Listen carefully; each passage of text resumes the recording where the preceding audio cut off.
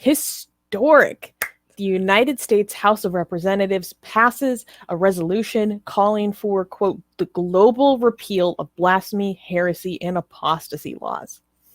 So, on December 7th, 2020, Congressman Jamie Raskin of Maryland's bipartisan House Resolution 512 calling for the global repeal of blasphemy, heresy, and apostasy laws was passed through the House of Representatives by an overwhelmingly bipartisan vote of 386 in favor with only 3 in opposition.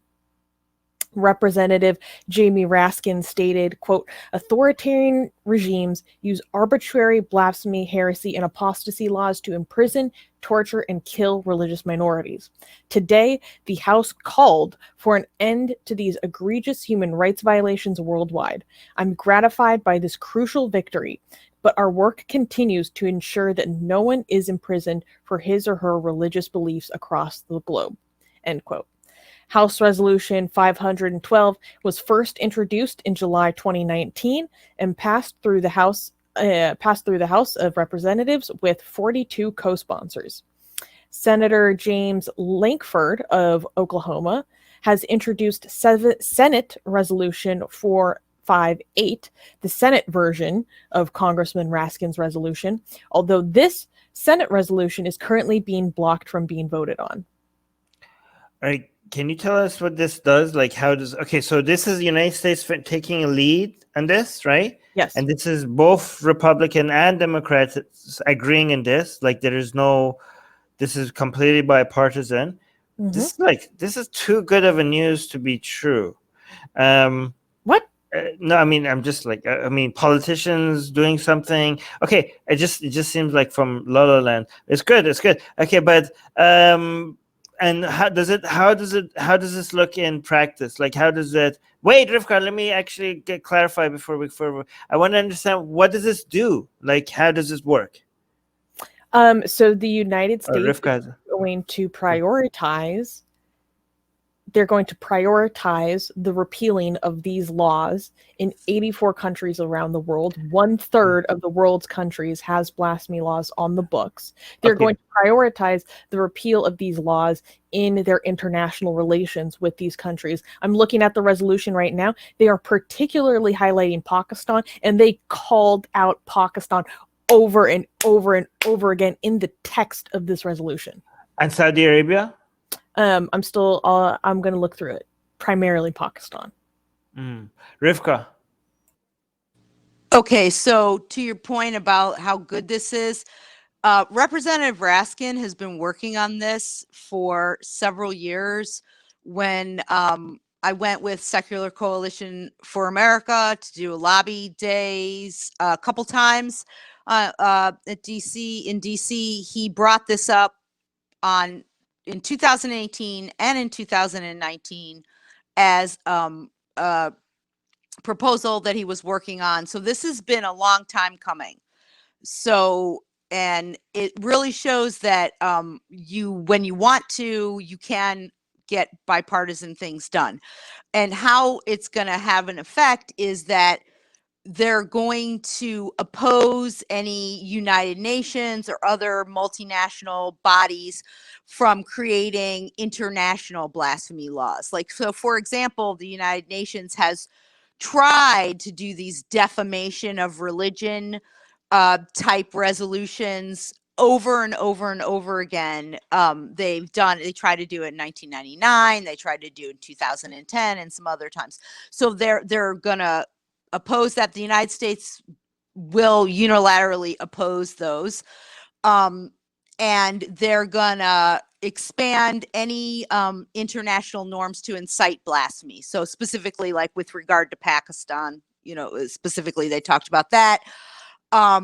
And they also want to include in the Human Rights Council resolution of 2011, pursuant to First Amendment of the Constitution, similarly as terms of discrimination against persons based on their religion or belief without expression or non-belief. So they want to not necessarily make a worldwide First Amendment, but use some of those things that the United States has as freedom of expression, freedom of religion, things like that, and freedom to not have a religion as part of a way to combat intolerance and to move that forward. And then again, as you were talking about, the president and the secretary of state have to designate countries that enforce blasphemy, heresy, or apostasy laws,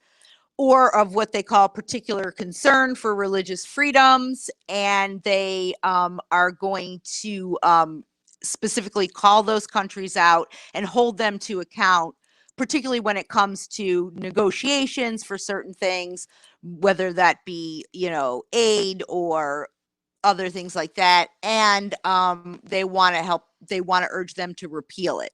And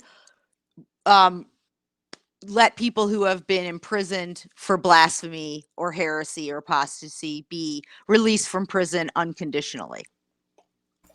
Yeah. First of all, I want to say AGA, thank you for the $5 super chat. AGA is saying, thank you for following the first news story with this really awesome news story. You're welcome. Unfortunately, the rest of the news this week is not so positive. Well, I have an answer to Armin's question, but I'll wait till he gets back. And then also I wanted to play some video from this, but he's the one who has that queued up. So we'll get to that in a second. But I'll read a little bit of the text. Oh, he's back. Wait.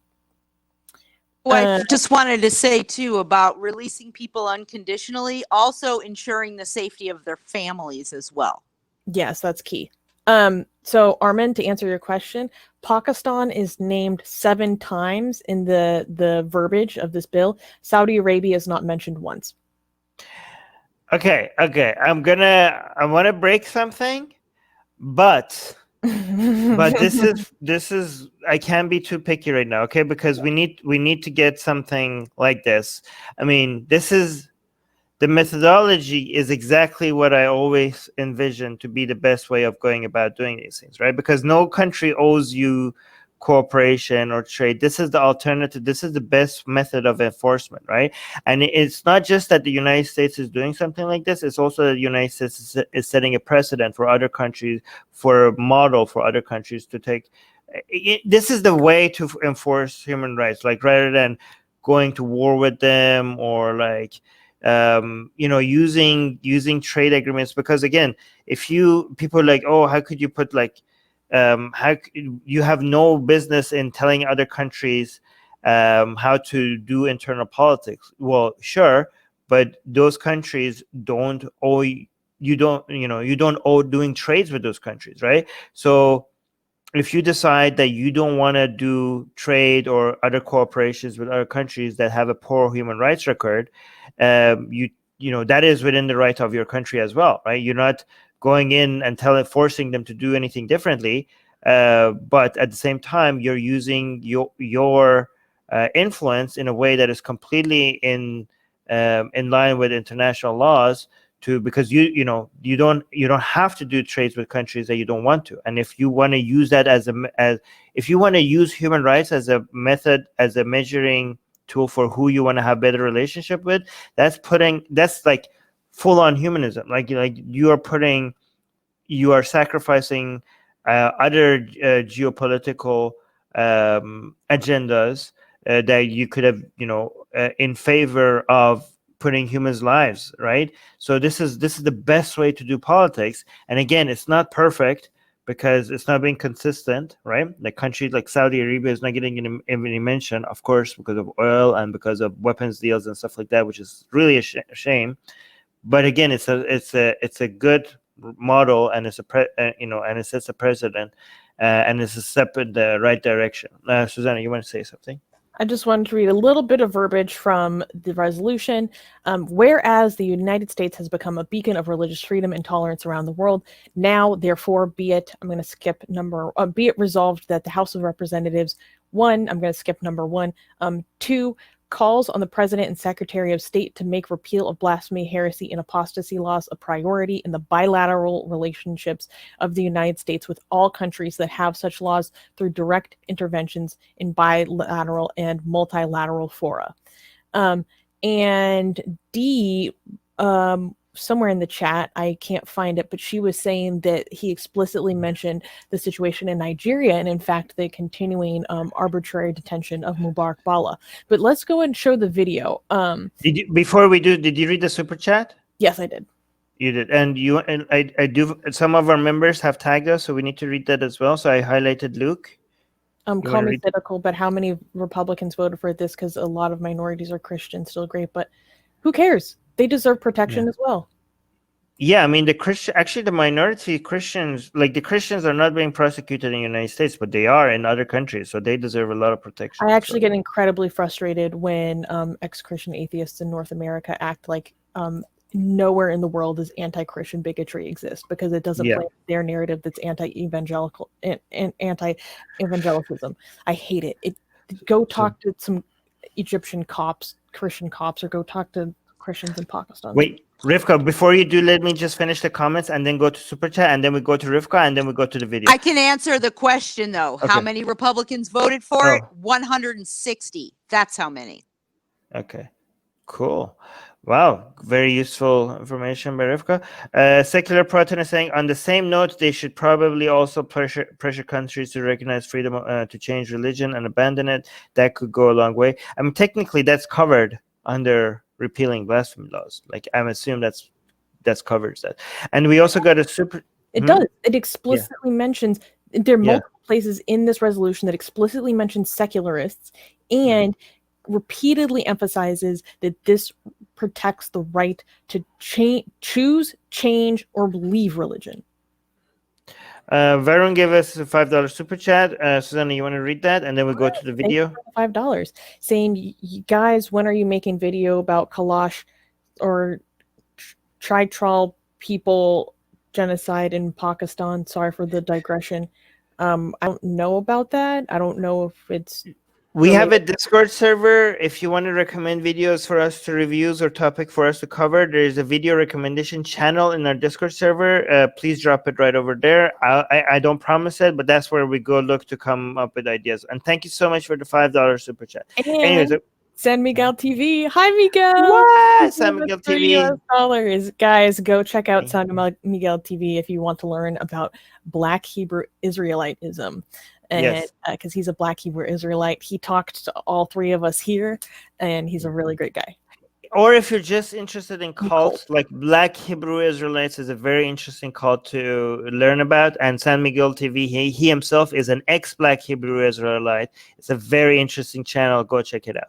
Okay, thank you for the super chat. Let's play this video. Let me know if you have audio once I start playing it. Republican support odd. What? Wait. Luke, I completely disagree with you. Like, there's nothing odd about Republicans wanting to defend and emphasize one of our constitutional values. Right. Like, yeah. It's not odd. Yeah. Actually, I was thinking if anything could get bipartisan support, it would be something like this. Exactly. Yeah, because it's actually very conservative. This is a very conservative thing to think about, and it's originalist as well. Right. Yeah. So let's play the first 3 minutes. Okay, just for 3 minutes. Each will control. Okay, cool. 20 minutes. The chair recognizes the gentleman from Maryland, Mr. Raskin. Thank you, Mr. Speaker. I ask unanimous consent that all members have 5 legislative days within which to revise and extend their remarks and include extraneous materials on H.R. 512. Without objection. And I yield myself such time as I may consume. Mr. Speaker, in this age of partisan division, one of the foundational American values still has the power to bring us together across the aisle: the defense of every human being's freedom of religious conscience and freedom of thought against government persecution.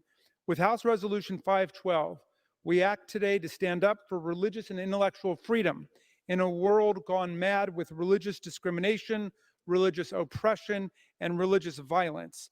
H.R. 512 calls for global repeal of laws punishing blasphemy, heresy, and apostasy, 3 religiously defined thought crimes that have no actual victims and thus no place in the criminal law of free nations.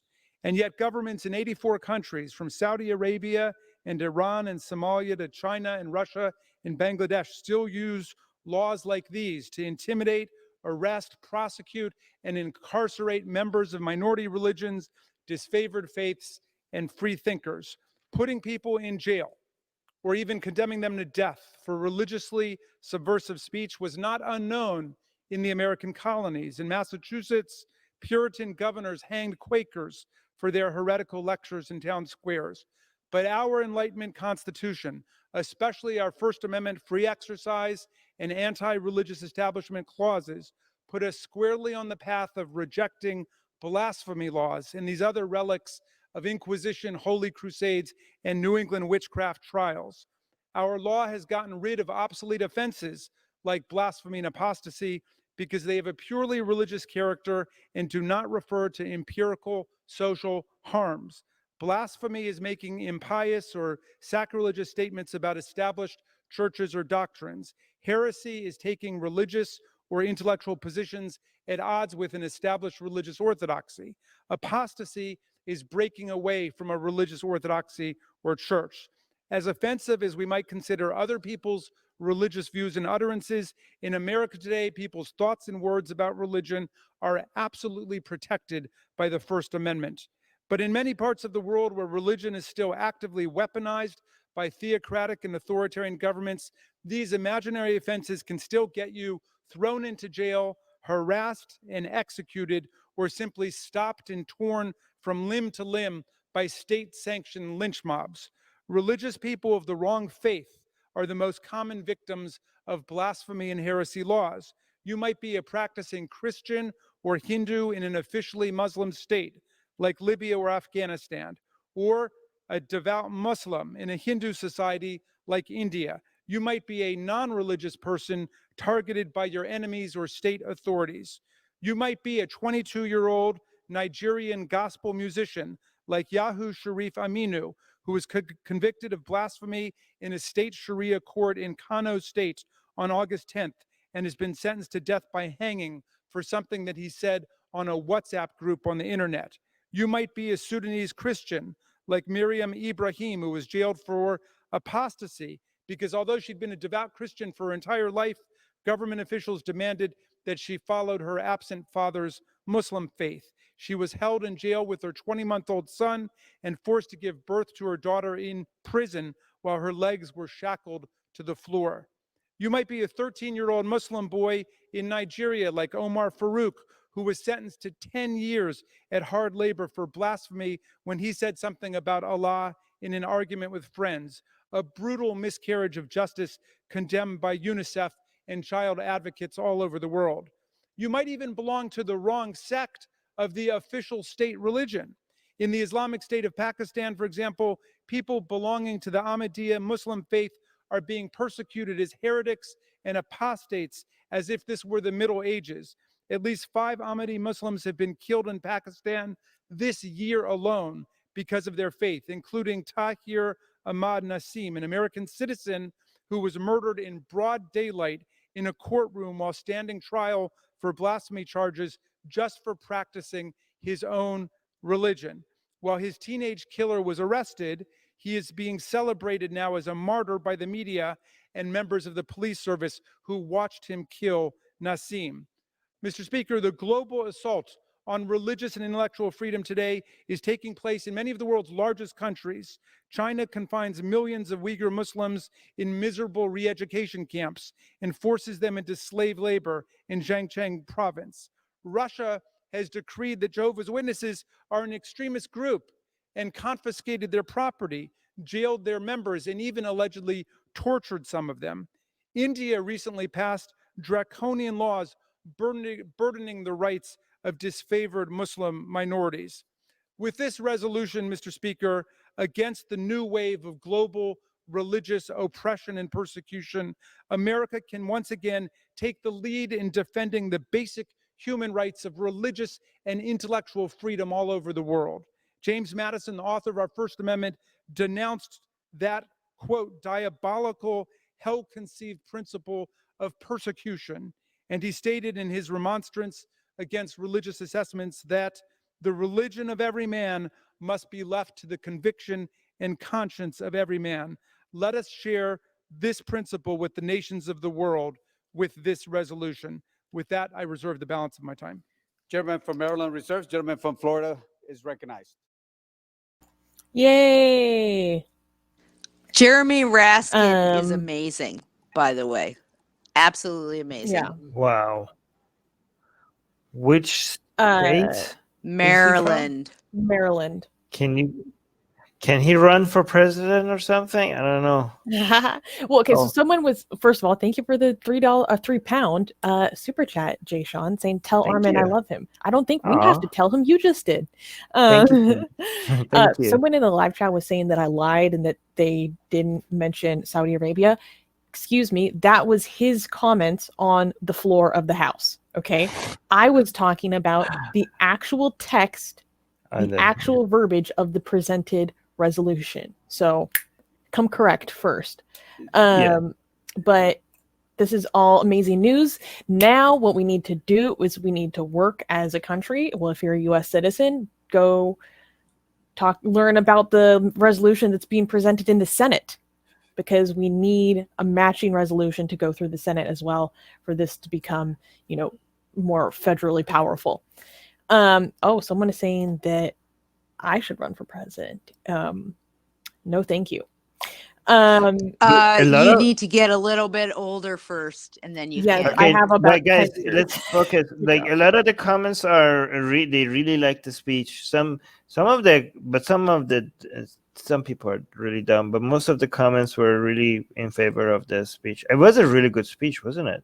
Like, why this should get more attention, especially amongst secular. Like, if this was about some identity politics stuff, it would have gotten a lot more attention. Like, but it's so bad. It's so sad that something that we here recognize as a step in the right direction, or at least a speech that is suggesting a step in the right direction, we celebrate it here, but that doesn't get the same that doesn't go viral right now on social media. Like, if it was about, I don't know, something on either side, identity politics related, this would have gotten a lot more attention than it did. So it's sad, but we need to, guys, make sure you share this. Like, give credit. Like, you have to reward politicians when they even if you think like maybe it won't work, but it will work if you just reward them with some attention, so that other politicians notice that this is something that people care about.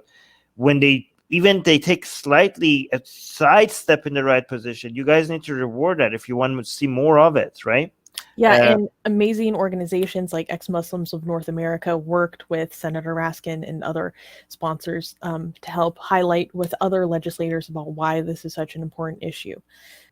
And also subscribe to our newsletter, because if we get removed from all these platforms, at least we could reach out to you. And guys, by the way, if you subscribe to our newsletter, you get a free copy. Where's your copy, Susanna? Get it.